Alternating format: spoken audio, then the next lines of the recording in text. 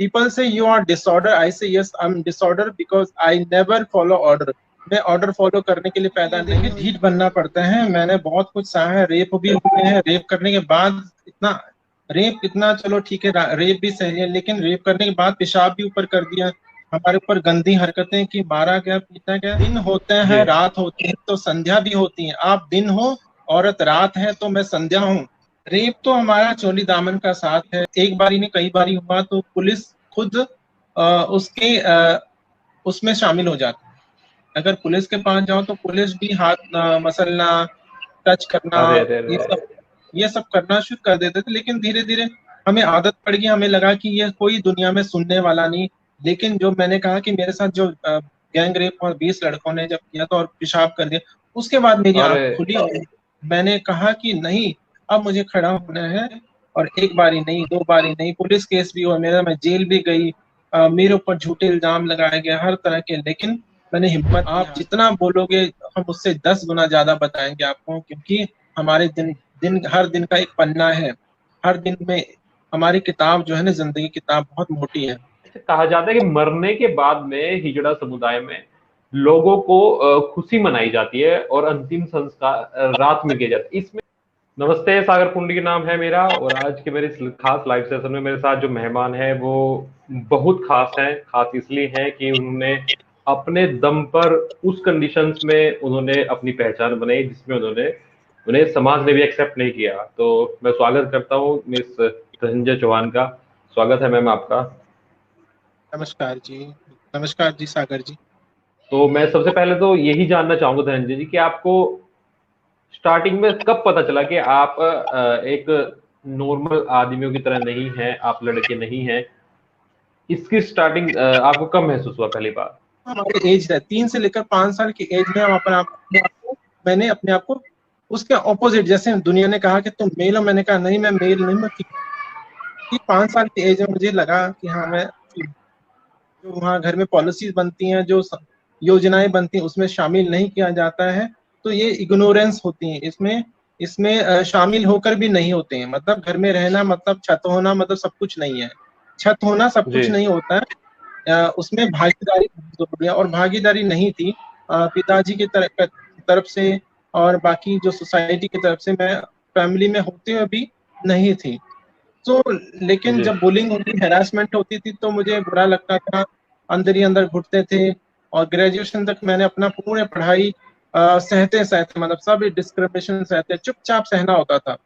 अगर किसको बताएं, किस मतलब दुनिया को बताकर भी वो भी हमारे से हमें लूटने की कोशिश करता था, तो बताकर भी कोई फायदा नहीं था। इसलिए चुपचाप मैंने सोचा घर से भागने का कोई फायदा नहीं।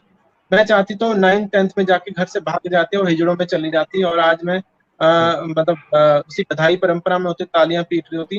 मैंने कहा नहीं, चुपचाप सह लो, कुछ भी कर लो, लेकिन पढ़ाई मत छोड़ो। पढ़ाई छोड़ दोगे तो जी आज मैं आपके सामने बैठी हूँ, जो पढ़ लिख कर डबल MA करके ग्रेजुएशन किया, BA ऑनर्स किया मैंने, डिप्लोमा इन फ्रेंच लैंग्वेज किया, डिप्लोमा इन रशियन लैंग्वेज किया है, और तमाम डिग्रियां और भी की हैं।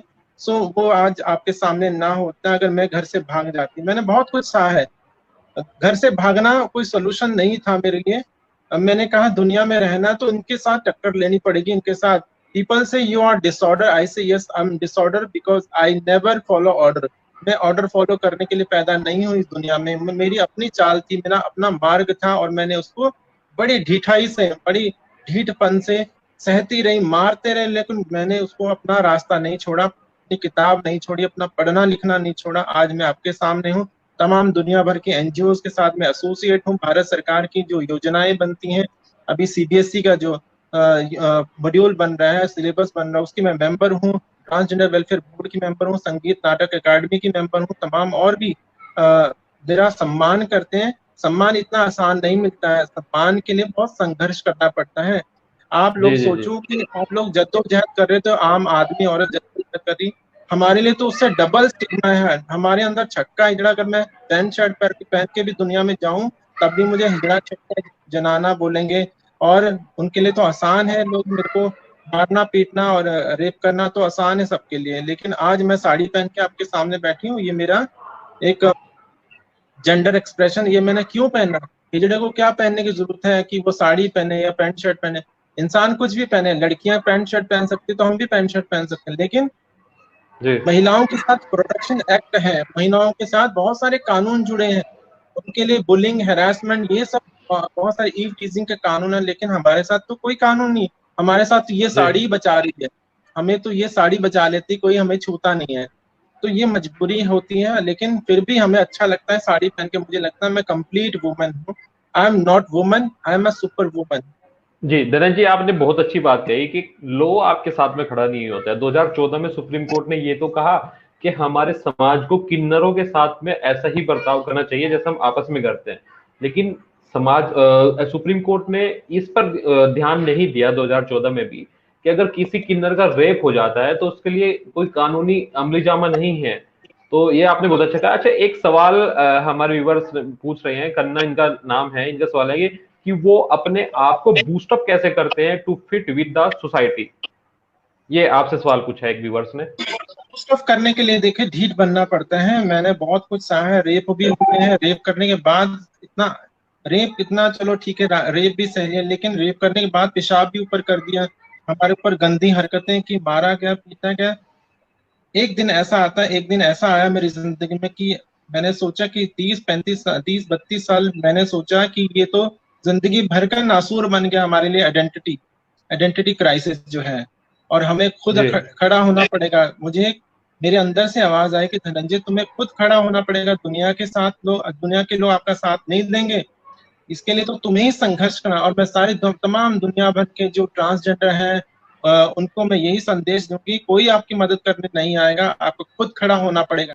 दिन होते जी हैं, रात होती है, तो संध्या भी होती है। आप दिन हो, औरत रात है, तो मैं संध्या हूँ। संध्या के बिना रात और दिन कभी भी कंप्लीट नहीं होता। तो अपने आप को पूर्ण समझो, हम लोग अर्ध नहीं है, हम पूरे हैं। आप तो अधूरे हो सकते हो, हम अधूरे नहीं, हम 2 गुणों से संपन्न है, 2 गुण वाला अधूरा नहीं होता है। धनंजय जी, आपने कहा कि रेप रेप का आपको सामना करना पड़ा, तो ये किस उम्र में आपको इस सिचुएशन से गुजरना पड़ा, और क्या आपने कोशिश की कि मैं पुलिस से मदद मांग सकूं, कानून से मदद मांग सकूं, और तब आपको किन परिस्थितियों का आपको सामना करना पड़ा। रेप तो हमारा चोली दामन का साथ है। अभी आपने कुछ साल पहले, 2-3 साल पहले मी टू चला था, लोग दस जी दस जी जी साल पुराने 10-10 साल पुराने केसों को उधेड़ रहे थे कि मेरे साथ एक बार ऐसा हुआ था, किसी ने छेड़ा था, किसी ने टच किया था, तो वो चलो वो गलत ही था, लेकिन हमारे साथ तो डेली ऐसा होता है, होता रहा है।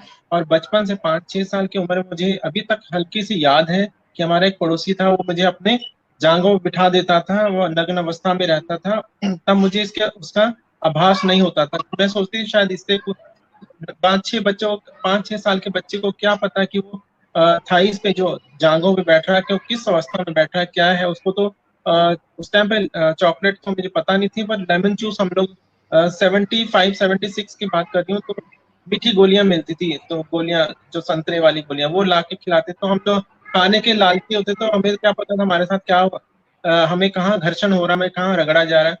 और धीरे धीरे फिर जो आसपास के लोग थे, कजन थे, अंकल थे, वो सेक्सुअल अब्यूज करते थे, मोलिस्ट्रेशन करते थे, ये धीरे धीरे बढ़ता गया। जब घर में शिकायत करते थे तो घर वाले मानते नहीं थे, ये सब होता नहीं है।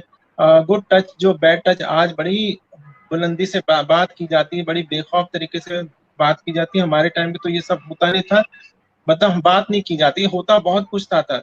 और जी लड़कों के कमरे में जाते डर लगता। अब हरियाणा या पंजाब में, अब तो हरियाणा के आप लोग जहाँ मेल डोमिनेटेड समाज है, वहां पर लड़कों को अलग कमरे में सुला दिया जाता है, लड़कियों को अलग कमरे में सुला दिया जाता है, और हम जैसे लोगों को अगर कोई लड़का मानता तो लड़कों के बीच में सुला दिया जाए।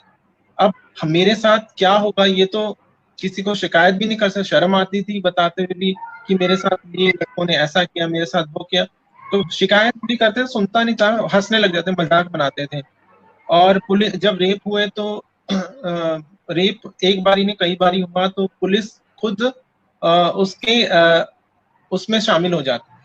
अगर पुलिस के पास जाओ तो पुलिस भी हाथ मसलना, टच करना, अरे अरे ये अरे। सब ये सब करना शुरू कर देते थे। लेकिन धीरे धीरे हमें आदत पड़ गई, हमें लगा कि ये कोई दुनिया में सुनने वाला नहीं। लेकिन जो मैंने कहा कि मेरे साथ जो गैंग रेप और 20 लड़कों ने जब किया तो और पेशाब कर दिया, उसके बाद मेरी आंख अरे खुली और मैंने कहा कि नहीं, अब मुझे खड़ा होना है, मुझे आवाज उठानी है। पुलिस ने भी नहीं सुना, तब मुझे अंबाला के अंबाला के जो बस स्टैंड है वहां पर रात को सुबह सुबह 4 बजे जाकर छोड़ दिया गया था वहां पर धक्का मार के। तो मैंने कहीं पुलिस वाले थाने में गई, लोगों ने हंसा, मेरे पर मजाक बनाया। फिर मुझे अंदर से इंट्यूशन आवाज है कि नहीं भाई, ये सब दुनिया आपके हंसती रहेगी, मजाक बनाती रहेगी, जब तक आप खड़े नहीं होंगे ये लोग ऐसा ही करते रहेंगे। और एक बारी नहीं, 2 बारी नहीं, पुलिस केस भी हुआ मेरा, मैं जेल भी गई, मेरे ऊपर झूठे इल्जाम लगाए गए हर तरह के, लेकिन मैंने हिम्मत नहीं हारी। और अपनी असली लड़ाई, जब इंसान सच्चा होता है वो जीतता है, संघर्ष करता है अपनी आइडेंटिटी के लिए। तो 2009 के बाद फिर एनजीओ बनाया, सक्षम था। उसके बाद फिर दुनिया भर में मैंने, पूरी दुनिया में घूमा मैंने। दुनिया भर के लोग इनवाइट करते हैं, फ्रांस, जर्मनी, हॉलैंड, ग्रीस, सब जगह मैं गई, यूरोप में। कैनेडियन प्राइम मिनिस्टर 2018 में इंडिया आए, उन्होंने मुझे डिनर पे इनवाइट किया। So it is big achievement, कोई प्रधानमंत्री आपको इनवाइट करा डिनर पे। तो ये कोई छोटी मोटी बात नहीं, कोई एक राष्ट्र अध्यक्ष आपको बुला रहा है, तो कुछ ना कुछ उसमें बात होती है। तो तभी इंसान बुलाया जाता है, और ये मेरे लिए फख्र की बात। तो ये संघर्ष की कहानियां हैं। आप जितना बोलोगे हम उससे 10 गुना ज्यादा बताएंगे आपको, क्योंकि हमारे दिन दिन हर दिन का एक पन्ना है। हर दिन में हमारी किताब जो है ना, जिंदगी किताब बहुत मोटी है। और 2018 में मेरी जिंदगी पे एक डॉक्यूमेंट्री बनी जिसका नाम एडमिटेड है, वो यूट्यूब पे अवेलेबल है। आप अपने दर्शकों को बताइए कि वो मैंने जरूर मैंने वो डॉक्यूमेंट्रीज देखी, और ये देखिए कितना दुखदाई है जो लोग हमारे साथ में जुड़े हुए हैं। हमें कोई राह चलता हुआ कोई आप गाली भी दे दे, कोई जान पहचान वाला भी गाली दे दे, तो हम गुस्से से बौखला जाते हैं। लेकिन ये कितना मुश्किल हुआ होगा कि 20-20 लोग आपके साथ में रेप करते हैं, फिर उसके बाद में आपके ऊपर पेशाब करते हैं, और जब आप पुलिस के मदद मांगने जाते हैं तो वहां भी आपको समर्थन नहीं मिलता, वहां पे भी आपको धुतकारा जाता है। इसीलिए हमने इस चर्चा का नाम रखा था धुतकार से सम्मान तक, जो धनंजय जी ने खुद बताया कि कितने मुश्किल दौर से वो गुजरे हैं। हमारा बचपन हमारा बचपन अगर दुखों में बीता है तो बहुत मुमकिन है कि हमारी जवानी सुखद हो। लेकिन जो ट्रांसजेंडर्स हैं, जो हिजड़ा कम्युनिटी, एलजीबीटी कम्युनिटी जो है, वो बचपन से लेकर और जब तक वो लोग मरते हैं उनको ताने ही सुनने पड़ते हैं, और just because of our community. अच्छा, मैं एक सवाल आपसे और पूछना चाहूंगा कि समाज में हिजड़ों को लेके बहुत सारे मिथ हैं, हालांकि आप ट्रांसजेंडर हैं, लेकिन फिर भी अगर आपको पता हो तो प्लीज जरूर बताएं। अच्छा, कहा जाता है कि मरने के बाद में हिजड़ा समुदाय में लोगों को खुशी मनाई जाती है और अंतिम संस्कार रात में किया जाता है, इसमें कितनी सच्चाई है?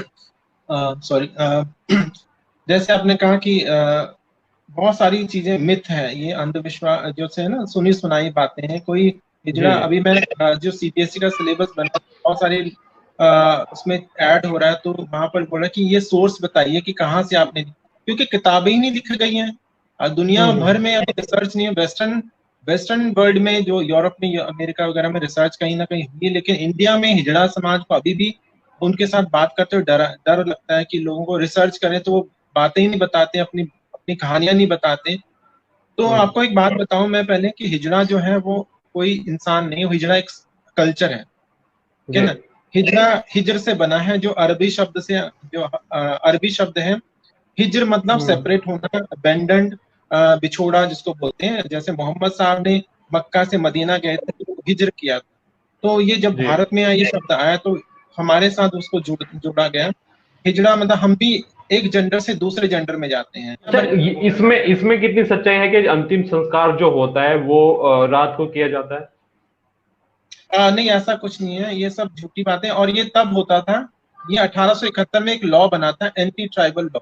अंग्रेजों ने एक लॉ बनाया था जिसमें हमें अपराधी घोषित कर दिया गया था कि जहां भी हिजड़ा पकड़ा जाएगा, किन्नर पकड़ा जाएगा, उनको जेल में भर दिया जाएगा। तो धीरे धीरे फिर इन्होंने जो ट्रांसजेंडर, उस टाइम पे जो ट्रांसजेंडर या यूनक बोला जाता है या खुसरा बोला जाता था, अब इसको ट्रांसजेंडर ही बोला जाता है। अब कोई ये जो हिजड़ा, खुसरा, किन्नर ऐसा नहीं बोला जाता। जो बिल पास हुआ, एक्ट बना है भारत सरकार ने, उसने खुसरा एक्ट नहीं बनाया या हिजड़ा एक्ट नहीं बनाया, वो ट्रांसजेंडर प्रोटेक्शन एक्ट बना है। तो जो बना तो जो उस टाइम पे, मैं बात पूरी कर लूं, उस टाइम पे जब छुप के लोग रहते थे, क्योंकि पुलिस का डर था, अंग्रेज लोग पकड़ के लेके जाते थे, तो उसके डर के मारे बहुत सारी परंपराओं को रात को करना शुरू किया। तो ये तब से शुरू हुआ, लेकिन ऐसा नहीं कि ये परंपरा नहीं है कि रात को दफनाएंगे, रात को जलाएंगे, ऐसा कुछ नहीं है। वो इसलिए डर के मारे होता था, पुलिस पकड़ के ना। लेकिन 1947 के बाद ये सब खत्म हो गया। 1952 में ये डिनोटिफाइड हुआ, जो क्रिमिनल एक्ट था ये खत्म हो गया था। उसके बाद नॉर्मल हो गया, सब लोग अपने जैसे परंपराएं हैं, जैसे सनातन परंपरा या मुस्लिम परंपराओं के हिसाब से वो अपने दफनाते हैं, जलाते हैं। सवाल ये है कि एलजीबीटी से रिलेटेड जो भी लोग हैं इनको किस नाम से पुकारना सही होता है? मतलब एक रिस्पेक्ट के लिए अगर उनसे बुलाया जाए कि वो हिजड़ा या फिर किन्नर, प्लीज मैं निवेदन करूंगा कि कम शब्दों में इसका जवाब दिया जाए। देखिए, एलजीबीटी का तो मैं सबको नहीं बता सकती, क्योंकि वो सेक्सुअलिटी है। जो एल है, लेस्बियन है, गे है या बाइसेक्सुअल, उनका तो कोई नाम नहीं, तो वो आदमी औरत ही होते हैं, ठीक है ना। उनकी आइडेंटिटी आदमी औरत है, क्योंकि उनकी सिर्फ सेक्सुअलिटी, वो अट्रैक्ट होते हैं बस एक दूसरे के प्रति। लेकिन जो ट्रांसजेंडर है, जो किन्नर है, हिजड़ा है, वो उनकी आइडेंटिटी जो कानून के हिसाब से वो ट्रांसजेंडर ही कहा जाएगा। जी, अच्छा, एट लास्ट ये आपसे लास्ट सवाल है, एलजीबीटी कम्युनिटी के लिए कोई एक मैसेज? उनके लिए मैसेज यही है, सबसे पहले तो एजुकेशन का ही मैसेज दूंगी, क्योंकि मैं उसी के लिए काम कर रही हूँ। और मैं आज आपके सामने, या हजारों इंटरव्यूज हो चुके हैं, उनके लिए उसके लिए जो उत्तरदायी जो है चीज है, वो है पढ़ाई। आई am a product of Punjab university. मेरे लिए जो पहचान है वो किताब है। पढ़ो, लिखो, आगे बढ़ो, ऑफिसर बनो। और आइडेंटिटी और सेक्सुअलिटी के लिए अगर, क्योंकि दुनिया में ये समझाना बहुत मुश्किल है, दुनिया अपने माँ बाप को, हम दुनिया के सामने जीत जाते हैं, लेकिन अपने माँ बाप के सामने, परिवार के सामने हार जाते हैं, क्योंकि वो बहुत प्रेशर डाल, ब्लैकमेल करते हैं, अपने दुहाइयां देते हैं। सो मैं ये कहूंगी, पढ़ो लिखो और आइडेंटिटी के लिए लेकिन लड़ो, लेकिन बाद में पहले अपने पैरों पे खड़े हो जाइए। आप सोचते हो कि मैं इंजीनियर बनूंगा, मैं डॉक्टर बनूंगा। हमारा बचपन से ट्रांसजेंडर का एक ही सपना रहता है, मैं लड़की बनूंगा या मैं लड़का बनूंगा। जी, ये आपने लास्ट में जो शब्द थे, उन शब्दों में बहुत गहराइयां थी, और बहुत शुक्रिया, आपने अपना टाइम हमें दिया, कुछ ऐसी बातें बताई जो हम और आप शायद जानते थे लेकिन दूसरे लोग नहीं जानते, जो इंटरेक्ट नहीं हो पाए हिजड़ा कम्युनिटी से, एलबीटी से, किन्नरों से, वो लोग नहीं जानते थे। तो बहुत धन्यवाद आपका धनंजय जी। धन्यवाद जी, धन्यवाद, थैंक यू।